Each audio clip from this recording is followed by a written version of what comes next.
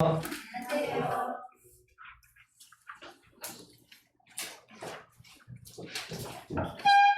오늘 최근 저기 618페이지 주택법부터 한번 해볼까요? 다음 주에 건축법 보도록 할게요.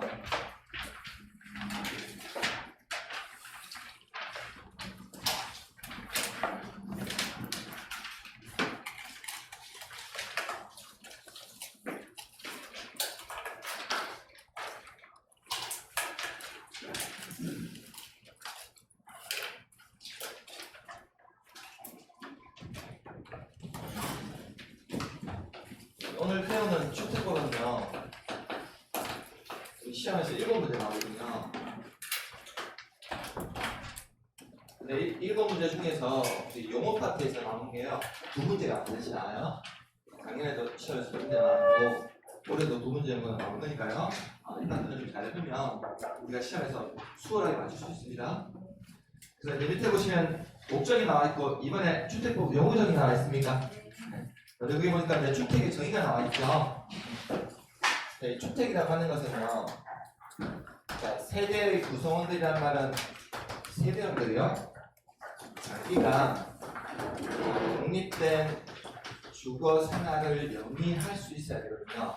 그러면 이 세대원들이 아무 보험을 받지 않고 자기가 독립된 주거 생활을 영위하려면 독립된 주방이나 시설이 있어야 된다는 거거든요. 그래서 독립된 주방이나 시설이 있으면 주택으로 인정해 주겠지만 독립된 주방이나 시설이 없으면 주택으로 인정하지 않는 경우가 있다는 겁니다. 그리고 건축물의 첨부도는 일부와 이 건축물에 있는 부속 토지까지를 포함해서 주택으로 인정합니다. 그래서 부속 토지 제외한다는 틀려요? 부속 토지를 포함해서 주택으로 인정해 준다고요. 자, 그럼 주택법에서 주장하고 있는 주택의 종류는요, 자, 크게 단독주택과 공동주택으로 나뉘는데요. 단독주택의 종류는 다시 세 가지로 나뉘는데요. 단독주택하고 다중주택하고 다가구주택 세 개로 나뉘고요. 자, 그리고 공동주택은 아파트, 연립, 자, 다세대 주택을 공동주택이라고 정의하고 있습니다. 자, 그래서 밑에 보시면 그 박스 안에 보니까 주거 형태에 따른 분류해서 1번에 단독주택에서 동그라미 1, 2, 3 나있습니까? 그리고 2번에 공동주택에서 동그라미 1, 2, 3 나있습니까? 자, 그럼 우리가 다음 주에 이제 건축법이라는 거 배우는데요. 자, 이 주택의 종류에 대해서는 이렇게 정해놨지만, 자, 이거의 특징들에 대해서는 우리가 다음 주에는 내용이 나와 있거든요. 그래서 그게 어디 나와 있냐면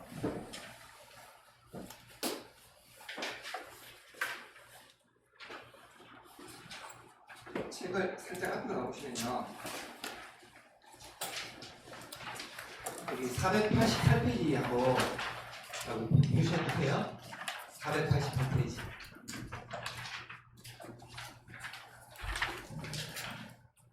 이게 아마 표가 나올 겁니다.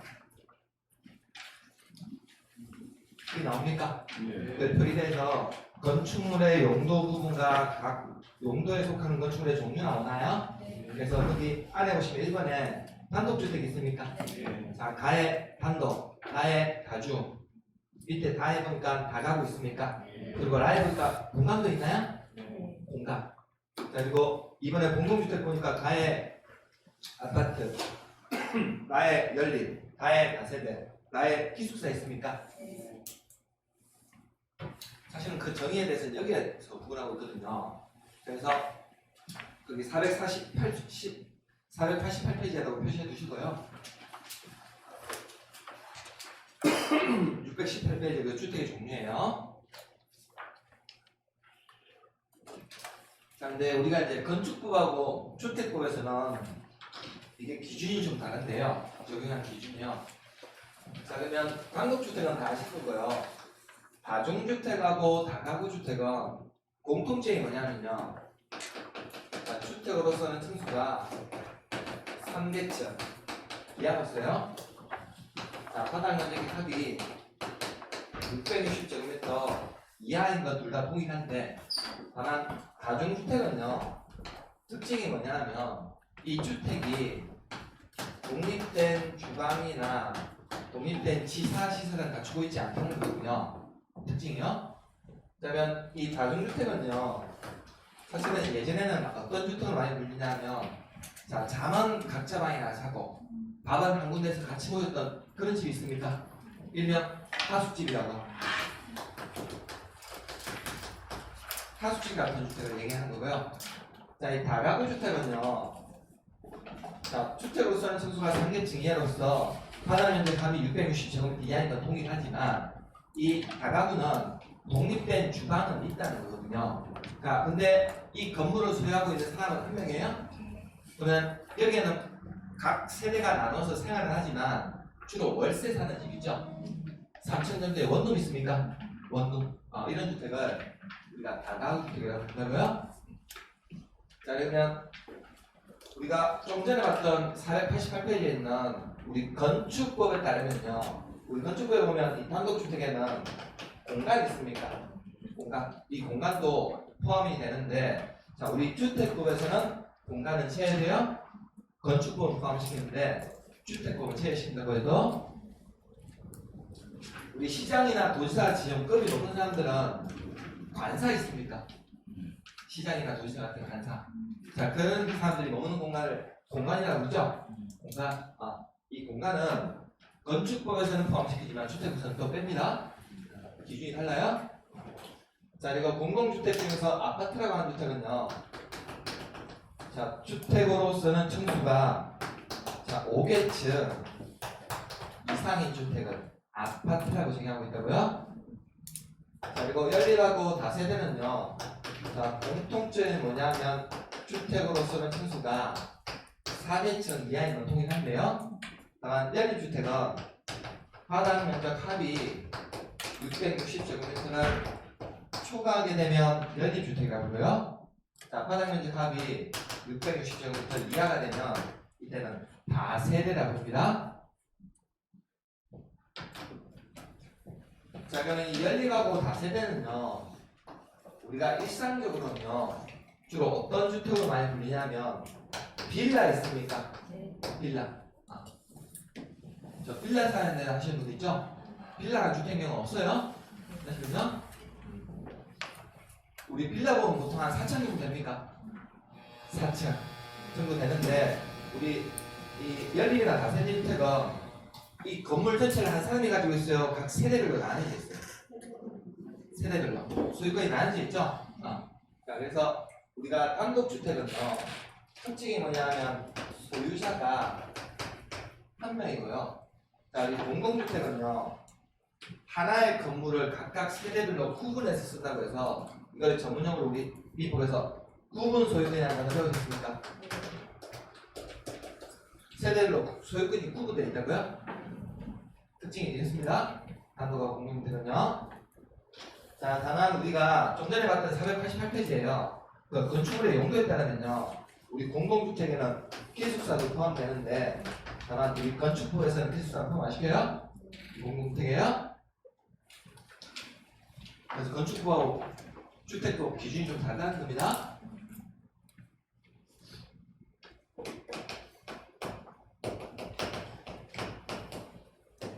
자, 이제 오른쪽 가시면, 자, 박스 이번에 세대 구분형 공동주택이가 나옵니다.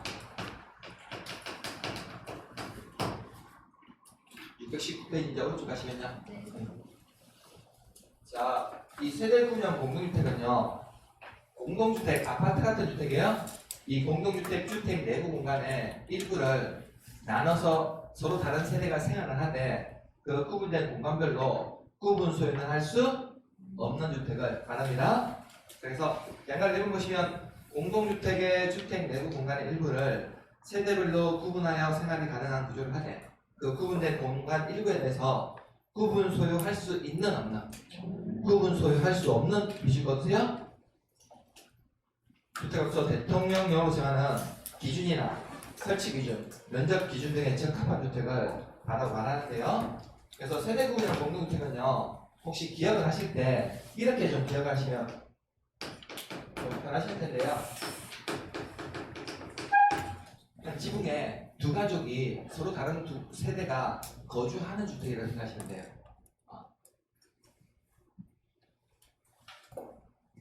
자, 그러면 1번하고 박스 안에 보시면요. 2번에 1번에 3번 있습니까? 1번에 동그라미 3번. 그 다음에 2번에 동그라미 3번 있습니까? 자, 1번이라고 하는 것은 사업계획승인을 받았단 말은 우리 주택법에 따라서 건설하는 공동주택 설치 기준이고요. 자, 2번은요. 공동주택 관리법이라고 한 거는요. 자, 혹시 우리 주택관리사 들어보셨습니까? 우리 아파트의 관리수장입니다. 자, 우리가 주택관리사 시험에서는 공동주택관리법을 적용하거든요. 근데 공동주택관리법은 우리 공인중개사 시험 범위는 아니에요. 단 이 두 가지 법에 의해서 건설하는 공동주택 설치 기준이 좀 3번이 다른데요. 자, 1번에 동그라미 3번 보시면 세대 구분형 공동주택 세대수는 단지 전체 세대수의 3분의 1을 넘지 않을 걸 했습니까? 단 공동주택 관리법에 따라 설치 기준을 보시면 세대 구분형 공동주택 세대수는 단지 전체 세대수의 10분의 1과 해당 동의 세대수의 3분의 1을 각각 넘지 않을 건 아니죠? 나머지 기준은 비슷한데 전체 세대수 기준이 달라요. 그래서 우리 주택법을 적용할 때 사업계획승인을 받아 설치하는 공동주택의 경우에는 전체 세대수의 3분의 1 넘으면 안 되고 공동주택관리법을 적용할 때는 전체 세대수의 10분의 1, 각 동의 3분의 1 넘지 않는 기준만 좀 다르다는 거예요. 1번에 3번하고 2번에 3번 있습니까?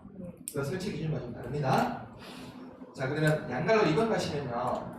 세대 구분형 공동주택 규정에 따라 건설 설치된 주택을 알려나요. 주택 건설 기준들을 적용하는 경우 세대 구분형 공동주택 세대수는 그 구분된 세대수에 관계없이 몇 세대로만? 하나의 세대로만 선정한다는 거죠? 그래서 세대 구분형 공동주택은 항상 조심하셔야 될 게 뭐냐면 자, 공동주택의 주택 내부 공간을 나눠서 서로 다른 세대가 구분해서 생활을 하지만 구분 소유는 할 수 있어요, 없어요? 구분 소유는 할 수 없다고요? 그래서 나중에 세대 구분형 공동주택은요 세대수 산정할 때 몇 세대로만? 한 세대로만 산정한다고요? 소유권이 몇 명한테 있다는 겁니까? 한 명한테 있다는 거예요? 이 말은요? 그래서 혹시 요즘은 저기 수도권 같은 데 보면요 혹시 쉐어하우스 이런 거 들어보셨나요? 쉐어하우스 일종의 그런 형태라고 보시면 되거든요. 이 세대구분형 공동주택이요. 그래서 공동주택 주택 내부 공간을 나눠서 서로 다른 세대가 생활을 하는 거지 구분된 공간별로 절대 구분 소유는 할 수 없다는 겁니다. 자, 그럼 이제 620페이지 보시면요. 자, 이제 재원에 따라서 우리가 주택을 구분할 때는요. 자, 거기 국민주택이라는 말 나있습니까? 자, 일단 국민주택이 되기 위해서는 아래 표 1, 2에 해당하는 주택으로서 그 규모가 얼마야? 국민주택 규모 이하의 주택이라는 거죠? 자, 그러면 우리가 국민주택 규모라고 하는 주택은요 어떤 주택을 얘기하는 거냐면 자, 전용 면적이 85제곱미터. 자, 우리가 전용 면적이 85제곱미터라는 말은 실제로 평수를 환산하면 25.7평 정도 돼요. 전용 면적이 25.7평, 85제곱미터. 단 이 시업이 자, 수도권에 속하지 아니하고 도시지역도 아닌 지역으로서 자, 읍이나 면지역 있습니까? 우리 군지역 같은 데 가면 읍이나 면 있나요? 이 읍이나 면적에는요 전용 면적이 100제곱미터 이하인 주택은 국민주택, 규모주택이라고 합니다. 그래서 먼저 양가로 2번에 보시면 국민주택 규모라고 나와 있습니까? 주거의 용도로만 쓰이는 면적, 이걸 주거 소유 면적이라고 하거든요. 자, 1호 단독주택은 통한 개념 쓰고 공동주택은 세대라는 개념 쓰는데 1호 또는 1세대당 85제곱미터 이하 단 수도권을 제외한 도시지역이 아닌 읍이나 면지역은 1호 또는 1세대당 주거소유 면적이 100제곱미터 이하인 주택을 말하는 않습니까?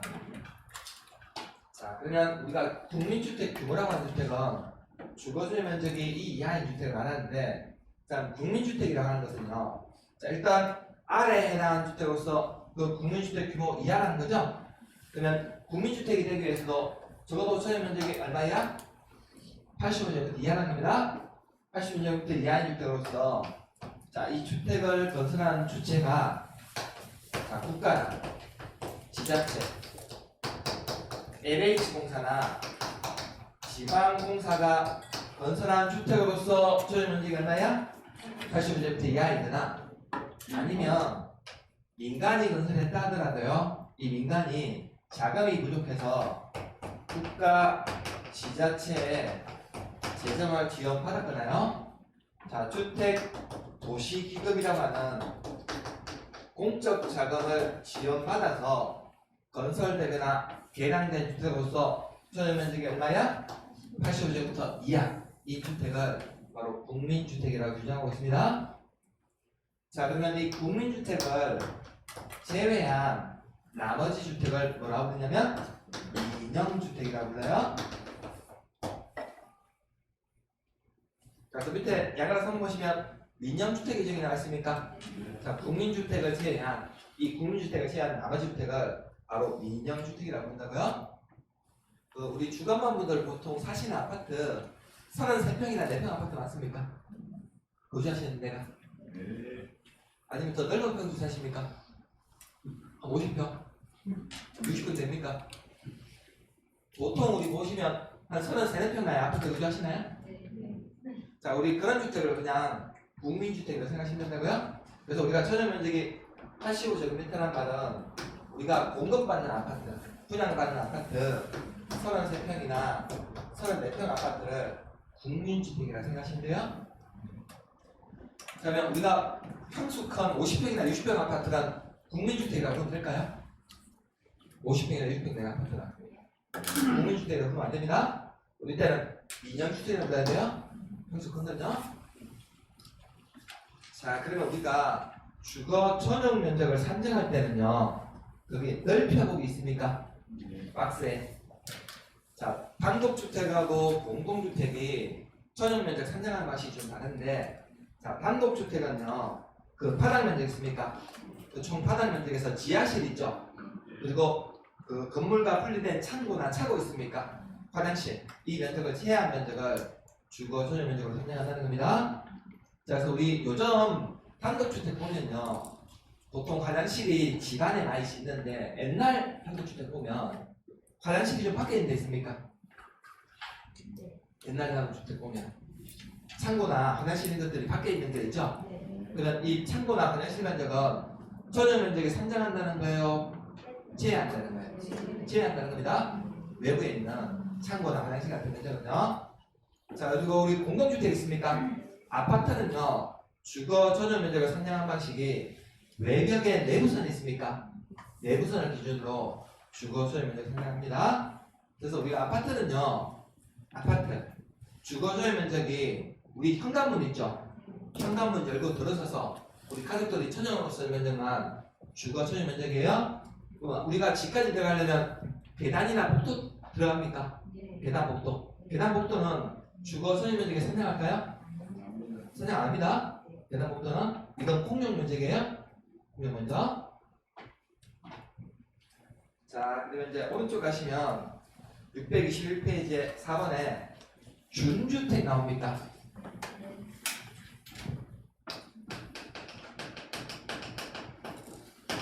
자, 이 준주택 제도는요, 자, 우리나라에서 왜 도입했냐면, 자, 이 준주택은요, 자, 일단 주택 외인데요, 주택은 아닌데, 다만 주거 시설로 자, 이용이 가능한 이 네 가지 시설을 우리 주택부에서는 준주택으로 규정하고 있습니다. 그 다음에 이 준주택 제도는요, 자, 우리나라에서 왜 도입했냐면, 자, 우리나라는 전체 세대수 대비해서 자, 주택이 얼마만큼 보급되어 있느냐 이 비율이 있죠. 자, 이거 바로 주택 보급률이라고 하는데요. 자, 우리나라는 전체 세대수나 가구수 대비해서 주택이 얼마만큼 보급되어 있느냐 주택 보급률 따지면요, 자, 우리나라는 약 104% 정도 돼요. 주택 보급률이. 그럼 전체 세대수나 가구수 대비해서 주택이 얼마만큼 공급되어 있느냐 이 비율 따지면 몇 %가 넘어섰다는 거거든요. 그럼 주택이 부족해요? 부족하지 않다는 거예요. 전체 세대수에 대해서 주택은 보급률이 높다는 것은 104% 넘어섰다는 것은 주택은 부족하지 않다는 거거든요. 자, 다만 전체 세대수 대비해서 자기 집을 얼마만큼 보유하고 있느냐 이 비율이 있습니까? 자기 집을 가지고 있는 비율 전체 세대수에 대해서요. 우리나라는 약 64% 정도 돼요. 자기 집을 가지고 있는 비율. 그럼 전체 한 64% 정도는 자기 집을 가지고 있지만 36% 정도는 아직 자기 집이 없다는 거거든요. 자기 집이. 그러면 자기 집이 없는 사람들은 전세나 월세를 전전긍긍하고 있습니까? 아직까지 우리나라는. 자, 그래서 우리나라는요. 자, 수도권 지역 같은 데는 자기 집을 가지고 있는 비율이 높을까요? 서울 같은데, 경기도, 인천 같은 수도권 지역은요. 전국 평균보다 낮아요? 이 비율이. 근데 우리 지방 같은 지역은 도지역 같은 데는 아무래도 자기 집을 가지고 있는 비율이 좀 높습니까? 그래서 이 통계는 뭘 얘기해 주는 거냐면 전체 세대수에 대해서 주택이 얼마만큼 보급됐느냐 비율은 100% 넘어섰는데 자기 집을 가지고 있는 비율은 되게 낮다는 거죠? 자기 집은. 그럼 이 통계가 어떤 의미를 말해주는 걸까요? 자기 집을 가지고 있는 비율이 이만큼 낮다는 거죠. 주택은 많은데 한 사람이 너무 많은 주택을 가지고 있는 경우가 많다는 거죠? 자, 그래서 자 우리 수도권 같은 지역에요. 우리 젊은이들 요즘 수도권 많이 갑니까? 다 이 서울 외치죠? 그러면 젊은이들 보니까 수도권에 있긴 있는데 자기 집이 없는데 그럼 잠원도 그렇지 어디서 자냐고 물어보니까 고시원에 잔대요. 고시원. 우리 고시원이 집입니까? 고시원 집 아니에요? 고시원? 집은 아닌데 그냥 잠만 자는 공간이죠? 그래서 우리 주택구에서는 주택은 아닌데 주거시설로 이용 가능한 시설을 마련하기 위해서 이 준주택 제도를 도입했습니다. 자, 그래서 1번 밑에 보시면 주택 외 건축물과 무속토지로서 주거시설로 이용 가능한 이 4가지 시설을 말한다고 했습니까? 자, 그래서 박스에 보니까 1번에 다중생활시설 있습니까? 1번에 그 다중생활시설 옆에다가 고시원이죠? 자, 우리가 고시원을 다중생활시설이라고 불러요. 자, 2번에 보면 자, 건축법 시행령에 따른 여기 노인복지주택이라고 합니까?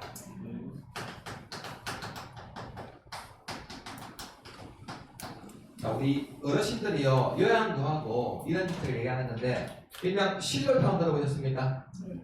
자, 이걸 얘기하는 건데요. 자, 우리나라에서 노인복지주택은요 아직까지 주택으로 포함이 안 되고 이게 복지시설로 분류됩니다. 노인복지주택은요. 자, 그리고 3번 보시면 거기 오피스텔 있습니까? 오피스텔.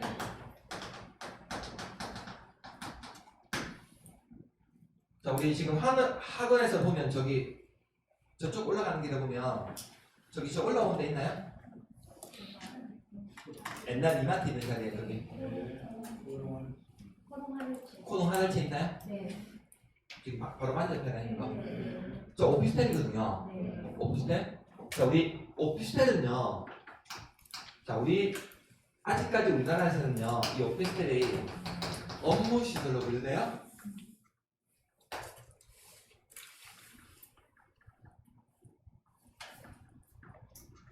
자, 그래서 우리 업무시설 같은 오피스텔은요 업무보다가 조금 피곤하면 거기 침대 놔두고 좀 쉴 수도 있습니까?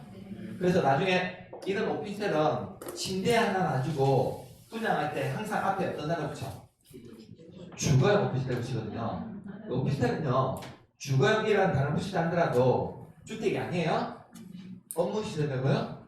오피스텔은요. 자, 이거 맨 밑에 보면 기숙사 있습니까? 자, 그래서 우리 주택법에서는요 자, 이 기숙사 있죠? 이 기숙사가 공동주택으로 분류되는 것이 아니라 바로 준주택으로 분류됩니다. 기숙사. 자, 요즘 우리 고등학교도 보면 기숙형 고등학교 있습니까? 기숙형. 그리고 대학 자재 다니시는 분들 보면 기숙사에 거주하시는 분 있습니까? 대학 다니시는 자제분들. 그리고 우리 기숙사는요, 보면 방마다 독립된 주방이 있습니까? 없거든요. 공동치 다 쓰거든요. 기숙사는. 자, 그래서 기숙사는요, 공동주택으로 분류하지 않고 우리 주택법에서는 준주택으로 분류한다고요? 네?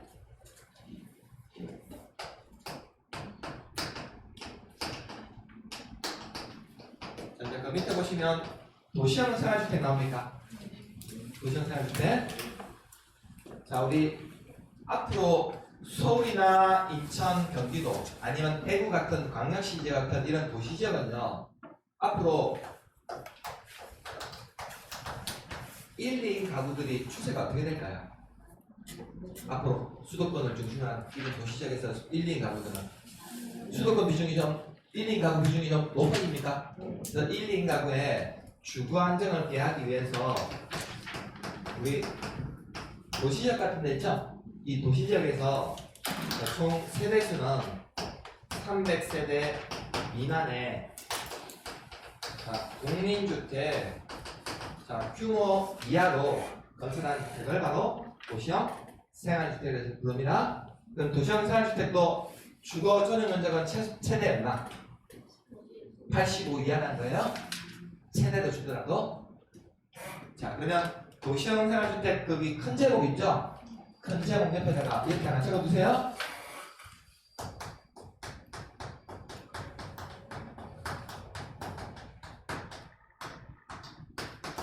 이 도시형 생활주택에 대해서는 분양가 상한제 적용하지 않습니다. 큰 제목 옆에다가 하나 적어주세요. 아마 이거 마지막 시간에 한번 나올 텐데요. 대표적으로 우리 주택 중에서 이 분양가 상한제 적용하지 않는 주택 중에서 대표적인 주택이 도시형 생활주택이죠? 이 주택에 대해서는 분양가 상한제 적용하지 않는다고요? 아마 마지막 시간에 한번 더 나올 테니까 일단 적어두세요. 여기 오른쪽에다가요. 그럼 도시형 생활주택의 종류는 자, 먼저 크게 소형주택이 있고요. 그리고 단지형 연립이나 단지형 다세대 총 3가지 형태가 있는데요. 자, 이 소형주택은요, 소형이다 보니까 최대 주거 전용 면적이 60제곱미터 이하로 건설할 수 있고요. 단 전용 면적이 30제곱미터 이상이 되면요, 이때는 침실을 3개 이내로 구성할 수 있거든요. 자, 그래서 올해 제가 그 주택법에서 대표적으로 올해 없는 문제 중에 하나가 바로 이 도시형 생활주택이 올해 시험에서 나오지 않을까 싶거든요. 올해 시험에서. 왜냐하면 이게 작년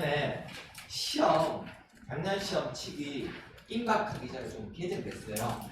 그래서 원래는 도시형 생활주택은 이게 원룸형이었거든요. 근데 개정이 돼가지고 소형주택 개념으로 바뀌었어요.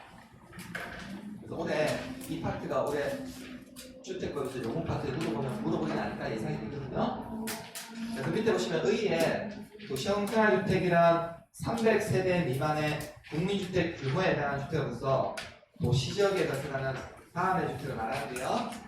자, 다음 페이지 넘기시면 먼저 소형주택 나있습니까?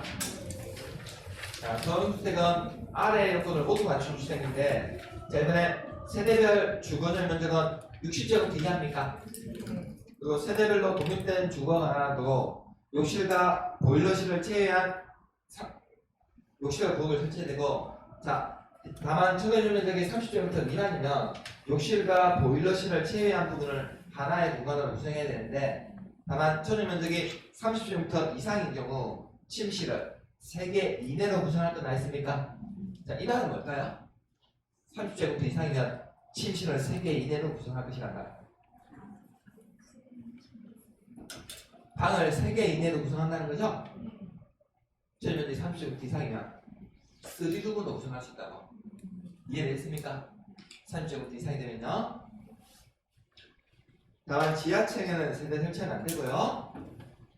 자, 그럼 우리가 좀 전에 그 공동주택 중에서 연립하고 다세대는 공통점이 뭐였나요? 연립 다세대의 공통점. 이 두 개의 공통점. 주택을 선정수가 4계층 이하인 건 통일했습니까? 이게 공통점이죠? 자, 근데 이 연립이 단지형 연립이나 단지형 다세대가 되면요. 자, 이때는 건축위원회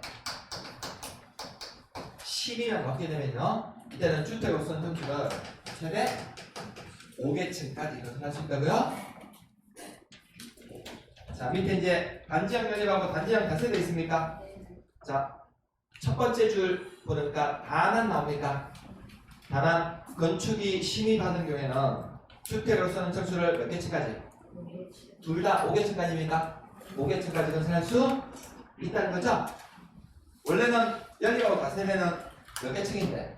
4개층 이하인데, 자, 도시형 생활주택이 되면 이때는 건축이 심의를 받게 되면 주택으로 쓰는 층수를 크게 5개층까지 건설할 수 있다는 겁니다. 자, 이제 밑에 양갈로 2번 보시면 복합건축 제한이라는 말 나옵니까? 자, 원래 우리가 도시형 생활주택을 지을 때는요, 자, 이렇게 하나의 건축물 있죠? 이 하나의 건축물에는 이 하나의 건축물 반을 도시형 생활주택으로 짓고 이쪽 반은 비도시형 생활주택으로 이렇게 건축할 수는 없는 건축 제한을 갖는다고요? 원칙은 건축이 안 돼요. 하나의 건축물에는요. 자, 다만 자, 아래의 경우는 예외로 한다는 안 했습니까? 자, 양가로 이번에 복합건축 제한에 하나의 건축물에는 도시형 생활주택과 그 밖의 주택을 함께 건축할 수는 없다는 안 했습니까? 자, 다만 다음의 경우는 예외를 하는데, 자, 우리가 이번에는 하나의 건축물 전체를 다 도시형 생활주택으로 짓게 됐는데, 자, 도시형 생활주택 중에서 이 주택은 소형주택으로 지었는데요. 소형주택으로. 자, 그러면 우리가 도시형 생활주택 중에서 이 소형주택은 최대 주거면적이 얼마입니까? 60제곱미터 이하여야 되죠? 소형이다 보니까 주거면적이 최대 60제곱미터 이하인데, 다만 이 소형주택을 지으면서 예외적으로 85제곱미터 초과하는 한 세대는 예외적으로 건축할 수 있도록 허용해 주거든요. 그럼 왜 85제곱미터 초과하는 한 세대는 예외적으로 허용해 줄까요? 주인세대 때문에? 주인세대요? 주인세대 들어와 살면서 관리하라고 예외적으로 85제곱미터 초과하는 한 세대는 허용해 주겠다는 겁니다. 그 박스에 1번 있습니까? 자, 소형주택과 소형면적 85제곱미터 초과하는 한 세대를 함께 건축하는 것은 예외적으로 허용해 준다는 거죠? 자, 그리고 준주거 있죠? 이 준주거나 상업적 있습니까? 이 준주거나 상업적에서는요, 아주 예외적으로 소형주택과 도시형 생활주택, 외주택을 함께 건축하는 것은 예외적으로 허용해 줍니다. 자, 그래서 요즘은요, 우리 상업적이나 이런 데서는요, 자, 여기를 소형주택으로 지으면서, 자, 위에 있죠? 위에는 도시형 생활주택이 아닌 오피스텔 같은 거 있습니까? 오피스텔 이런 것들을 같이 복합적으로 건축할 수 있습니다. 상업적에서나 준주거나요.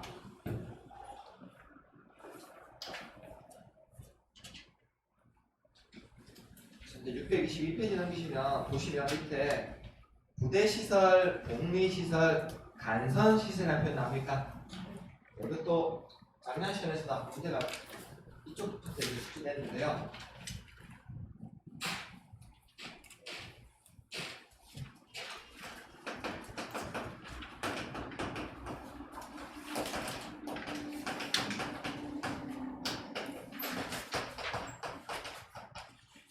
자, 부대 시설이라고 하는 것은요, 자, 우리가 아파트, 주택까지 건설하다 보면 이 아파트에 자동적으로 딸려오는 시설들 있습니까? 자동적으로 딸려오는 시설들 딱 생각하시면 돼요.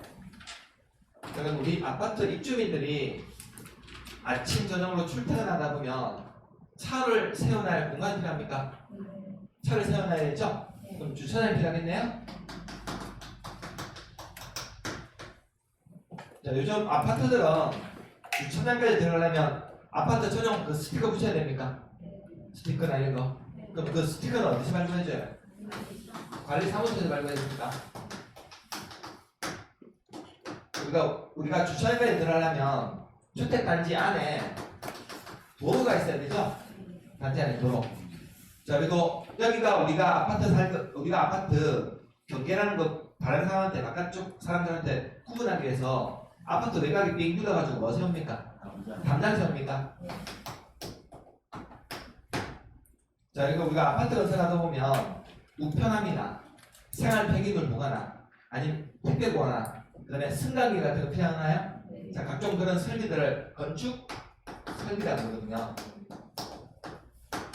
자, 이런 시설들이 아파트 건설하다 보면 자동적으로 딸려오는 부대 시설에 해당이 돼요.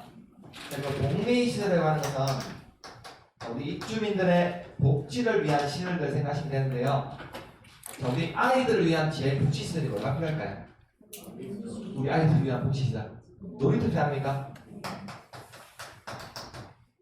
자, 우리 어르신들을 위한 제일 복지 시설은 경로당이 필요합니까? 자, 그리고 요즘은요 관리동 같은 데 보면 우리 입주민들을 위한 독서실 같은 것도 있습니까? 그 다음에 실내 피트니스 시설 같은 것도 있습니까? 실내 수영장도 있습니까? 없습니까? 그런 시설들을 근생시설이라고 하거든요. 근생시설. 그리고 주간반을 잘 모시겠네. 애들이 다 없으시니까. 결혼 안 하셨죠? 우리 그 아파트 안에 단지 안에 엄마들 유치원 있으면 어떨까요? 좋습니까? 아파트 우리 아침마다 전쟁입니까? 애들 유치원 버스 타고 한다고. 근데 단지 안에 있으면 엄마들 있으면 입장에서 엄청 좋겠죠? 버스 안 타고 단지 안에 바로 끊어서 갈 수 있으니까. 그래서 이 유치원이 우리 엄마들 위한 대표적인 복리시설에 해당돼요. 자, 그리고 우리 아파트 보면 아파트 외부에 보면 주민들 운동할 수 있는 시설 있습니까? 주민 운동 시설. 각종 우리 입주민들을 위한 이런 복지 시설들을 바로 복리 시설이라고 한다고요. 자, 그리고 간선 시설이라고 하는 것은요. 기관 시설 있죠? 도로나 상하수도, 전기가스 통신 지역 난방시설 같은 이 기관시설을요 단지 안에 있는 기관시설과 단지 밖에 있는 기관시설을 서로 연결시켜준다는 거예요. 단지 안에 있는 기관시설과 밖에 있는 기관시설을 서로 연결시키는 시설을 바로 간선시설이라고 한다고요. 이해됐습니까?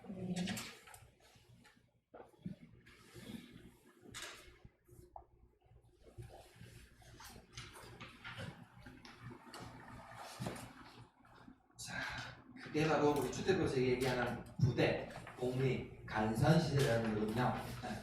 이 개념 잘 물어보니까요. 자, 책 넘기시면 이제 박스 7번에 주택단지라는 개념이 나옵니다. 주택단지.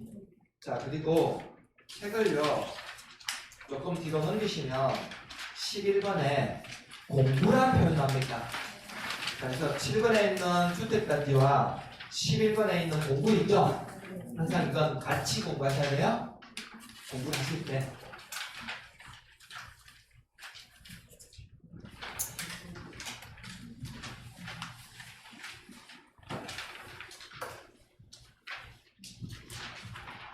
자, 먼저 7번에 주택단지를 먼저 보시면요. 자, 주택단지라고 하는 것은 자, 주택건설 사학이나 대지진용 사업계획 수행에 따라서 주택이나 부대, 복리시설을 건설하겠다고 자, 일단의 토지를 조성하게 되면 이걸 주택단지라고 합니다. 그래서 주택단지 개념 어려우시면요. 그냥 내가 살고 있는 아파트 단지라고 생각하시면 돼요. 우리 아파트 단지 생각하시면 된다고요? 자, 그래서 사업 주체가 여기다가 사업 계획 수립을 받아가지고 자 이렇게 아파트 같은 주택이나 자 부대 복리시설을 건설하겠다고 일단의 토지를 조성했다고요? 이걸 바로 주택단지, 아파트 단지라고 하는데 자 이렇게 일단의 토지를 조성했는데 자 만일에 단지 중간 있죠? 이 단지 중간에 일정한 시설들로 나뉘게 되면요 자 여기를 하나의 단지로 보는 것이 아니라 자 여기를 아파트 1단지 여기를 2단지 아까 이렇게 별개 단지로 구분하신다고요? 그래서 우리 주간반 중에 혹시 같은 브랜드 아파트 단지인데 1단지, 2단지 구분된 아파트 단지에 좀 살고 계신 분 있습니까? 내가 살고 있는 아파트가 같은 브랜드인데 1단지, 2단지 아파트 사시거나 아니면 다른 브랜드도 상관없어요? 1단지, 2단지 혹시 아파트 사신 분 있습니까? 동일한 브랜드인데 동일한 브랜드 동일한 브랜드 아파트인데 1단지, 2단지 구분돼서 그래서 보통 1단지, 2단지 중간에 보면 도로 같은 건 나눠져 있죠? 한 4,000원 정도에 도로 정도 나눠져 있죠? 그때는 전체를 하나의 단지로 보는 것이 아니라 각각을 별개 단지로 본다고요? 쌤 빼고는 좀 다 한 동짜리 살고 있어요? 그러니까 우리가 보통 같은 브랜드거나 아니면 다른 브랜드 아파트 단지 구분할 때요. 여기가 이 아파트 단지고 이 아파트 단지 구분할 때 단지 중간에 보통 이런 식으로 나눠져 있거든요. 그래서 이 단지 중간에 철도 같은 시설 있습니까? 아니면 고속도로 있죠? 아니면 자동차 전용 도로 같은 시설로 나눠져 있거나 아니면 폭이 20m 이상인 일반 도로 있죠? 같은 시설로 나눠져 있거나 아니면 폭이 8m 이상인 도시계획 예정도로 같은 시설로 나눠져 있으면요 단지 중간에요 자 이걸 전체의 하나의 단지로 보는 것이 아니라 각각 별개의 단지로 본다고요? 자 그래서 우리 주택법에서 하나의 단지가 별개의 단지로 이게 구분되는 기준이거든요. 그래서 박스 안에 1번 있습니까?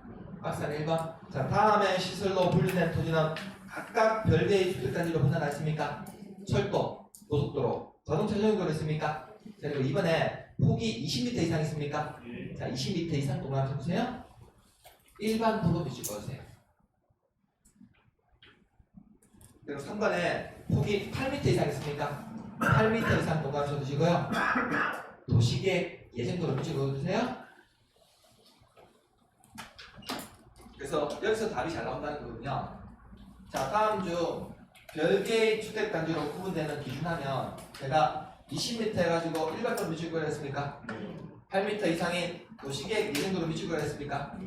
그래서 우리가 하나의 주택단지가 이렇게 별개의 주택단지로 구분되는 기준은요.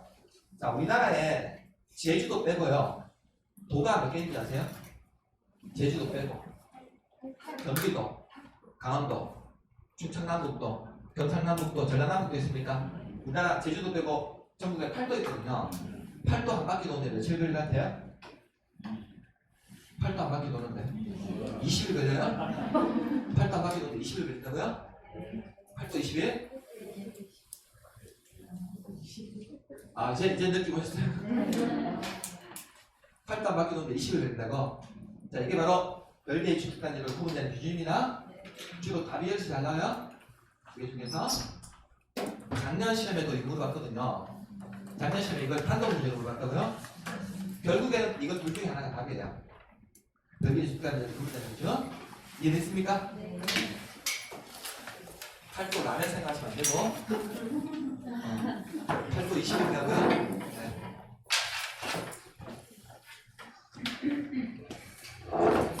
자, 그러면 아까 이제 11번 한번 가보시면요. 자, 공구란 표현합니까? 자, 공구란 하나의 주택 단지에서 둘 이상의 구역으로 구분되는 1단의 구역으로서 착공신고나 사용검사 별도로 수행할 수 있는 구역을 바로 공구라고 합니다. 자, 그러면 공구라고 하는 것은요, 하나의 주택 단지에서 둘 이상으로 구분되는 1단의 구역을 말하거든요. 그러면 단지라는 개념이 넓어요? 공구라는 개념이 넓어요? 지금 지문을 보니까 그렇지. 하나의 주택단지에서 둘 이상으로 이렇게 구분되는 구역을 공구라고 부른다는 거거든요. 그럼 이렇게 공구로 구분하기 위해서는 뭐 폭이 6m 이상인 도로나 아니면 주차장, 옹벽이나 축대, 녹지정으로 경계를 구분해줘야 되거든요. 그러면 하나의 주택단지에서 이렇게 폭이 6m 이상인 경계를 구분하게 되면 여기를 109, 여기를 209 이렇게 공구로 분할할 수 있다는 겁니다. 그럼 이렇게 공구로 구분하는 이유는 뭐냐면요. 나중에 하나의 주택단지에서 단지가 너무 넓다 보면 공구로 구분해가지고 착공식로도 별도로 생각할 수 있고 아니면 공사가 끝나고 나면 사용로에서도 별도로 생각해서 공구로 구분한다는 거거든요. 다만 이때 공구별 세대수는 300세대 이상이 돼야 돼요. 그러면 209도 300세대, 109도 300세대 이상이 돼야 되거든요. 109, 209 각각. 자 그럼 아니네. 자 1단지 전체에서요. 1단지 전체에서 이렇게 109, 209 공구별로 분할해서 주택 건설 공부하기 위해서는 1단지 전체 세대수는 몇 세대? 아니 이렇게 109도 300세대, 209도 300세대 이렇게 공구별 분할해서 사업 시행하기 위해서는 1단지 전체 세대수는 몇 세대? 600세대 이상이 돼야지만 109, 209 공구별로 분할해서 주택 건설 공부하고 있습니까? 그래서 단지 전체 세대수는 600세대 이상이 돼야지만 이렇게 109, 209 공구별 분할해서 주택 건설 공부할 수 있다는 거죠? 이게 사실은 조금 뒤에 나와요. 다음 시간에 나온다고요? 자, 그래서 우리가 단지가 조금 넓은 개념, 공구가 좀 좁은 개념 삼으시라고요? 이해되셨습니까? 박스 밑에 보면 2번 나옵니까?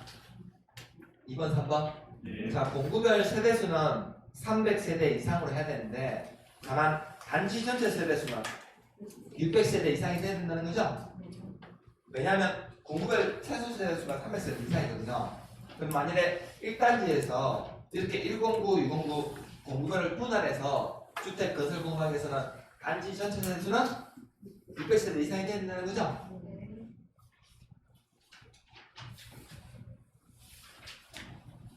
자, 그럼 이제 625페이지예요. 자, 8번 보시면요. 공공택지라는 표현 나옵니까? 네.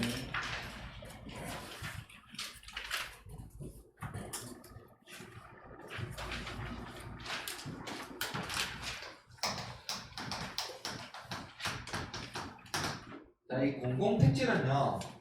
자, 아래 표에 공공사업에 의해서 자, 공동주택이 건설된 용지를 공공택지라고 하는데요. 자, 그 공공택지 옆에다가 이렇게 적어두세요. 제목 옆에다가 현재 우리나라에서 건설 공급되는 이 공공택지에서 공급되는 공동주택에 대해서는 이미 분양가 상한제라는 걸 적용하고 있습니다. 분양가 상한제 적용한다고 적어주세요. 여기 박스 8번 공공택지 옆에요. 625페이지에 자, 우리 태구에는요 지금 공공택지로 지정된 지역이 3군데가 있거든요. 자, 우리 수상하시는데 직접 가면 연호지구 있습니까? 연호지구. 연호지구는 어딘지 아시죠? 수상 사시니까 그니까 경산이나 모릅니까? 저기 수성하실 때 거기 택지 지정한데 그럴 때를 연호지구라고 본다고요? 혹시 저기 동구 쪽에 가면 영경지구 들어보셨습니까? 영경지구. 저 북구 쪽에 가면 도남지구 들어보셨나요? 안 들어왔습니까? 칠곡 쪽에 그 위에가 도남지구. 그래서 대구에 3군데가 지금 공공택지로 조성되어 있거든요. 뭐지? 그러면 이 공공택지에서 건설 공급되는 아파트 있죠? 이 아파트에 대해서는 이미 분양가 상한제를 적용하고 있다고요? 그럼 분양가 상한제를 적용한다는 말은 정부에서 정해놓은 분양가격 이상으로 못 올리게 딱 정해놨다는 거거든요. 최대 상한선을 더 이상 못 올리게끔. 그럼 여기서 건설 공급하는 아파트에 대해서는 분양가가 쌀까요? 비쌀까요? 분양가 상한제를 적용한다는 것은 분양 가격이 조금 저렴하다는 거거든요. 이해됐습니까? 네. 자, 그러면 어떤 공공사업이냐면, 자, 밑에 박스에 있습니까? 자, 1번에 국민주택건설사업이나 대지조정사업이 있습니까? 택지개발사업, 산업단지개발사업이나 공공주택지구조정사업이나 공공지원 민간주택 공급촉진지구사업이나 도시개발사업, 경제자유구역사업, 혁신도시개발사업, 행정중심 복합도시라는 말은 또 세종시 얘기하는 거예요. 그리고 공익사업 있죠? 이런 사업에서 공동주택이 건설되는 용지인데 단 박스에 5번, 6번, 7번 있습니까? 5번, 6번, 7번 묶어버리세요. 자, 이 세 가지 사업이요. 사업을 시행할 때 시행자가 수용, 사용 방식으로 시행하는 사업만 해당하는 이 공동주택이 건설되는 용지는 공공택지거든요. 그런데 이 세 가지 사업이 5번, 6번, 7번 묶었습니까? 5번, 6번, 7번 여기 묶은 거 가지고 오른쪽에다가 수용 방식에서 공동주택이 건설되는 용지는 공택지 맞아요? 그런데 거기 5번, 6번, 7번 묶어가지고 오른쪽에다가 이렇게 적어주세요. 환지 방식은 X 가져주세요.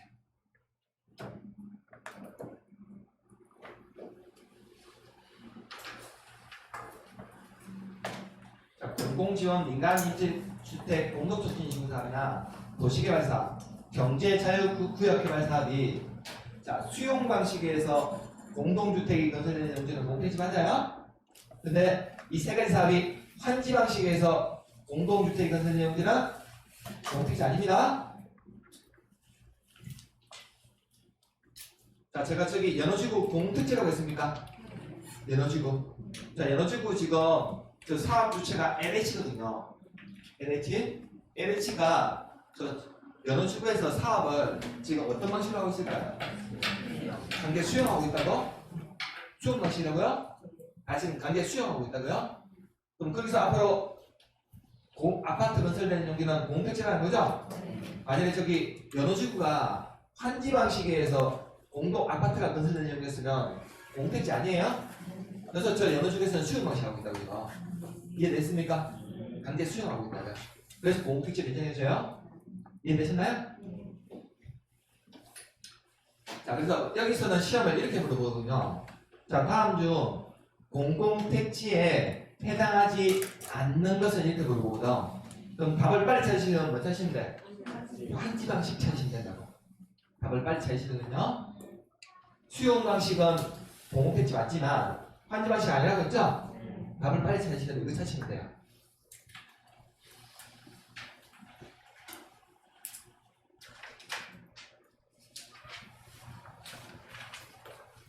자, 이제 책 넘기시면요.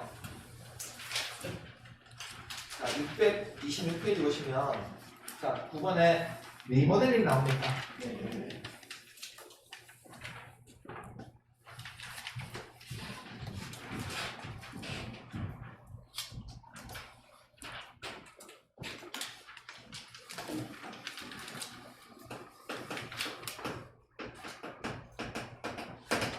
자, 우리가 리모델링을 하는 이유는요, 이 아파트, 공동주택이 지어진 지 시간이 좀 지났어요.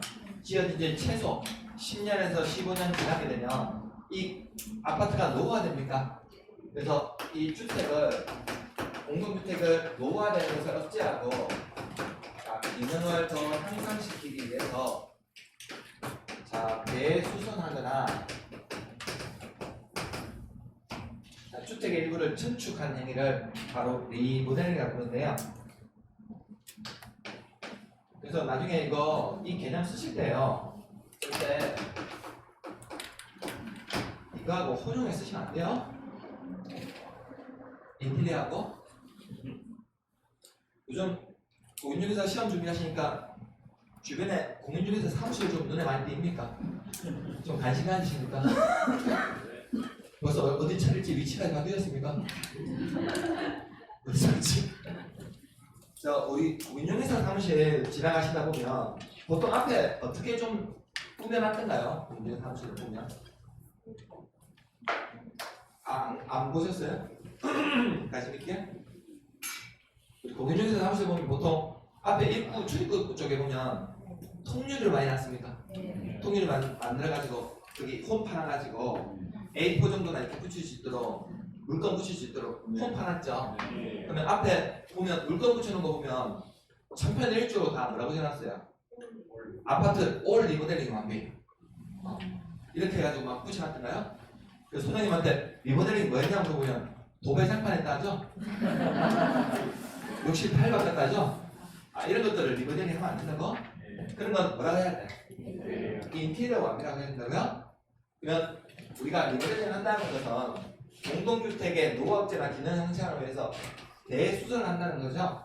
그러면 적어도 대수선하기 위해서는 이 아파트가 10년 정도는 경과돼야지만 대수선형 리모델링 할 수 있고요. 자, 정축형 리모델링 하기 위해서는 적어도 15년 정도는 경과돼야지만 정축형 할 수 있습니다. 정축형 리모델링은요, 다시 세 가지로 나뉘는데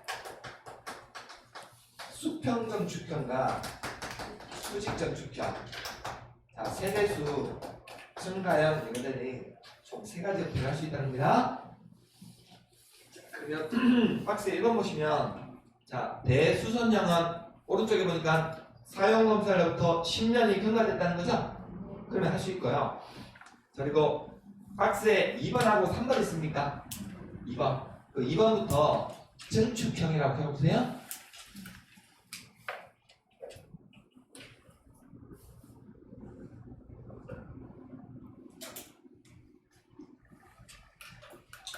자, 이제 이번 오른쪽 보시면 사용검사일 또는 사용 승인으로부터 자 15년. 그리고 밑에 줄에 오시면요, 이라는 단어 보입니까? 15년이라는 숫자에서 밑에 오시면 그 가로 보지 마시고 15년이 지난 공동주택을 각 세대 주거 전용 면적 있죠? 주거 전용 면적의 그 밑에 줄에 의 보입니까? 30% 이내에서 증축한 행위라고 했습니까? 단 30% 이내. 오른쪽에 보시면 각 이 세대 주거 전용 면적이 85제곱미터 미만인 경우에는 40% 이내 나왔습니까? 이내에서 증축한 행위. 이 경우 공동주택의 기능 향상을 위해서 공용 부분에 대해서 별도로 증축할 수 있다는 겁니다. 자, 이게 바로 우리 증축형 리모델링 중에서 수평 증축형 리모델링인데요.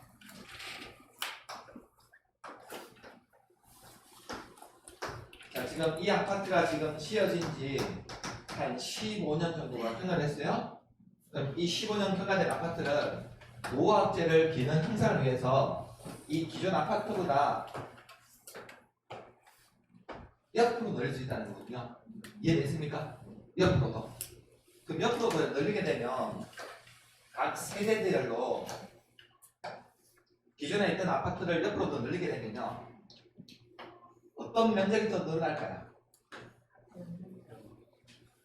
기존에 쓸고 있던 아파트를 옆으로 더 늘리게 되면 기존의 세대별로 어떤 면적이 더 늘어날까요? 옆으로 이렇게 더 늘리게 되면 쉽게 생각하면 바닥 면적이 더 나옵니까? 바닥 면적이. 왜 이렇게 바닥 면적을 더 늘릴까요? 기존에 살고 있던 세대들이 천연 면적이 너무 좁았어. 그래서 천연 면적을 더 넓히기 위해서 수평으로 건축한다는 거죠? 옆으로. 그럼 이렇게 되면 수평 건축형 리모델링 하게 되면 최대 전용 면적의 30% 이내까지 수평을 건축할 수 있다는 거거든요. 근데 이 아파트가 기존의 전용 면적이 85제곱미터 미만 아파트의 경우에는 수평으로 건축하는 전용 면적을 얼마까지? 최대 40%까지 수평을 건축할 수 있다는 겁니다. 이해하기 위해서 수평 건축형 리모델링 하는 거예요. 전용 면적을 더 넓게 쓰기 위해서.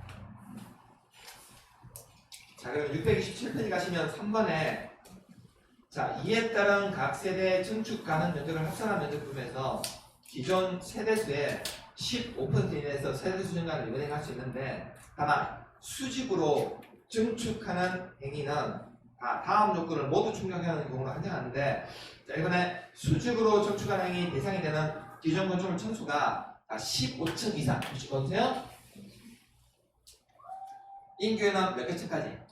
3개층 동그라미 쳐주고요. 자, 이번에 14층 이하 주실 거 주세요. 인 경우에는 몇 개층? 2개층 들어가 주세요.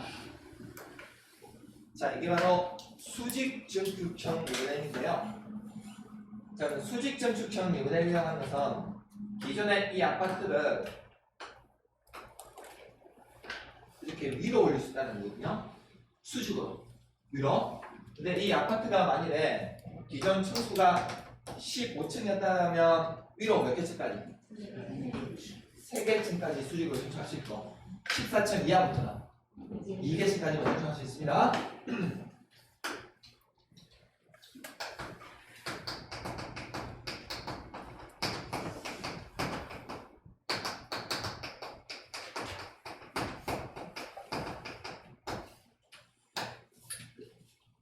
제가 체크해드린 거하고 비슷합니까? 그래서 수직증축형을 리모델링은요, 이 기존 아파트가 15층 이상이면 3개층, 14층 밑으로는 2개층까지 증축할 수 있다고요? 2개층.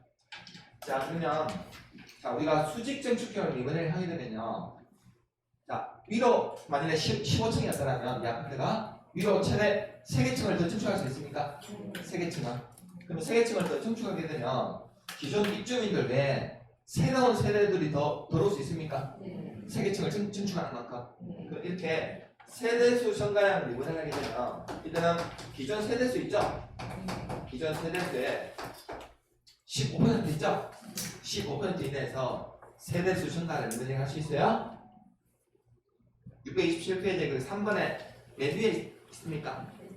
각 세대 증축 가능 면적을 합산한 면적 범위에서 자, 기존 세대수의 15%가 나왔습니까? 세대수 증가는 세대수 증가량 리모델링 할 수 있다고요? 자, 만약에 그러면 기존에 15층에 살고 있던 세대수가 총 100세대였더라면 그러면 3개층 증축하면서 늘어나는 세대수는 몇 세대까지나? 기존 세대의 15%니까 4개층에 대해서는 15세대 정도가 들어올 수 있다는 거죠? 자, 이걸 우리가 주택부에서 얘기하는 리모델링이라는 거야. 인테리어하고 완전 개념 다르죠? 완전 개념이 다르다고요? 그래서 호정에 쓰시면 안 됩니다, 이거. 자, 오늘 매일 설명 가볼까요?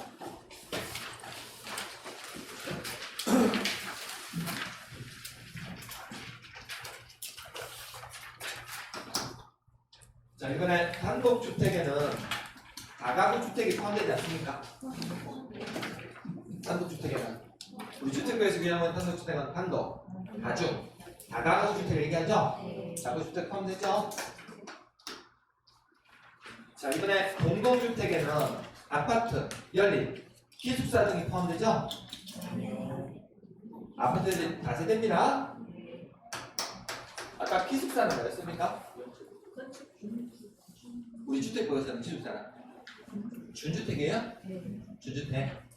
우리 주택부에서 기숙사는 주택이 아니라고? 준주택이라고요? 자, 3번에 세대 구분형 공동주택이란 공동주택 내부 공간의 일부를 세대별로 구분하여 생활이 가능한 구조가 돼. 그 구분된 공간 일부를 구분 소유할 수 있는 없는? 구분 소유는 할 수 없습니다. 자, 4번 질문이 되게 헷갈리는 질문인데요. 자, 주택 도시기금으로부터 자금을 지원받아 건설되는 한 세대당 전용 면적 84제곱미터인 주택은 국민주택에 해당하는 거 맞습니까? 주택 도시기금으로부터 자금을 지원받았어요. 지원받았어. 건설되는 한 세대당 전용 면적이 84제곱미터인 주택은 국민주택 맞냐고요? 그거는 85 이하잖아. 85 이하잖아요. 그럼 84제곱미터는 이하 맞습니까? 네, 맞다고. 자, 그래서 이 질문이 이게 31일 때 출제됐거든요. 이 지문에 많이 속았다고. 처음 공부하시는 분들 입장에서는 분명히 85를 잘 찾을 거거든요. 85 이하잖아요. 이하. 그래서 국가 지자체가 건설했거나 공적 자금 지원받아서 85제곱미터 이하로 짓는 주택도 국민주택 맞다고요? 자, 5번에 작년 시험 되었는데요. 주택단지에 해당하는 토지가 폭이 8m입니까? 이상의 도시계획 예정도로 분리된 경우 분리된 토지를 각각 별개의 주택단지로 보는 거 맞습니까? 8도냐고? 8도. 8도 맞죠? 그러면 별개의 주택단지로 보는 거 맞습니다.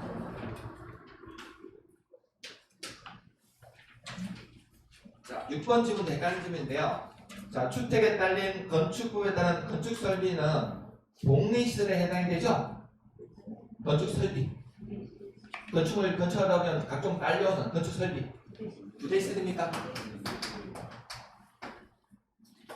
자, 5번, 6번이 작년 시험 지문이에요. 작년 시험 지문이라고요.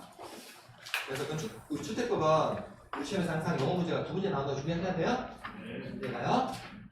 여기까지 보고요. 자, 시험가가 우리 주택 건설에서 사업 주체 파트 보도록 하겠습니다.